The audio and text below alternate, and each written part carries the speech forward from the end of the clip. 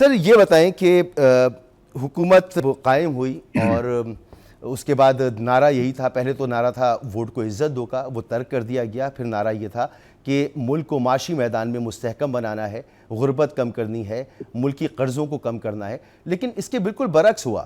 ملکی قرضے عمران خان کی حکومت کے جانے کے بعد سے اب تک تقریباً 100% بڑھ چکے ہیں. مہنگائی بڑھنے کی شرح کم ہوئی ہے لیکن مہنگائی کم نہیں ہوئی. جو دعوے کیے جا رہے ہیں اس کا گراؤنڈ پر اثر نظر نہیں آ رہا. ایک عام آدمی کی مشکلات ویسے ہی ہیں. تو سر کیا یہ حکومت کی کامیابی ہے یا ابھی آپ سمجھتے ہیں کہ اس میدان میں حکومت ابھی خاصی پیچھے ہے؟ نہیں دیکھیے، کامیابیاں تو بہت میجر حاصل ہوئی ہیں. ایک تو پچھلے 2 سال سے الحمدللہ ڈالر کی قیمت جو ہے وہ سٹیبل ہے.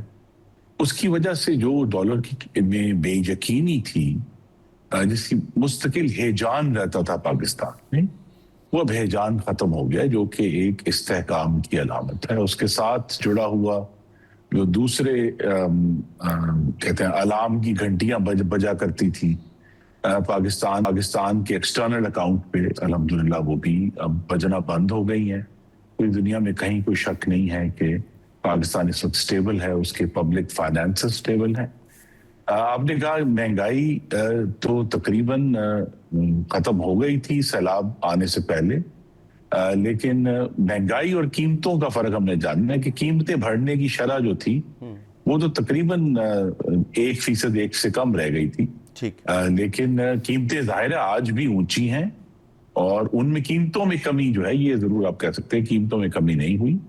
اس سال کے آغاز میں جو ہے پاکستان میں جو رہنے والے ہیں انہوں نے محسوس کیا کہ ان کے جو کچن آئٹمز ہیں، خاص طور پہ سبزیاں، فروٹ، ایون رمضان میں بھی ان کی قیمتوں میں واضح کمی دیکھی گئی.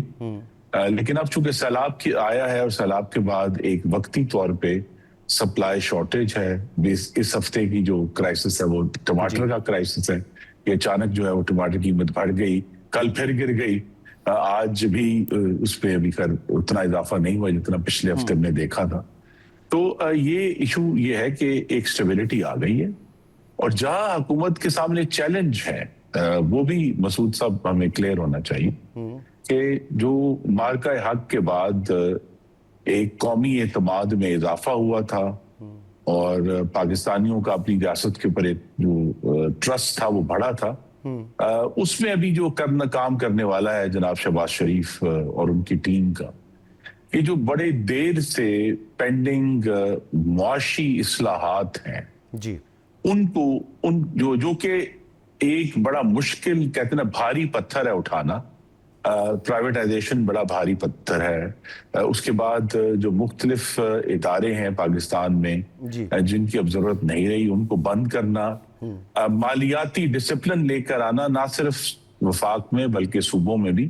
تو یہ بہت بڑے چیلنجز ہیں جس کا اصل مقصد جو ہے جس طرف ہم جانا چاہتے ہیں وہ یہ ہے کہ پاکستان میں حالات بہتر اس طرح ہوں کہ نئی انویسٹمنٹ آئے، جس کے نتیجے میں انشاءاللہ ہماری پوری کوشش ہے، جو تمام سیاست کا اصل میں نقطہ کہتے ہیں مرکز ہے، وہ یہ ہے کہ پاکستان کے کروڑوں جو نوجوان مرد و خواتین ہیں ان کے لیے وافر اور بہتر معیار کا روزگار پیدا کرنا ہے.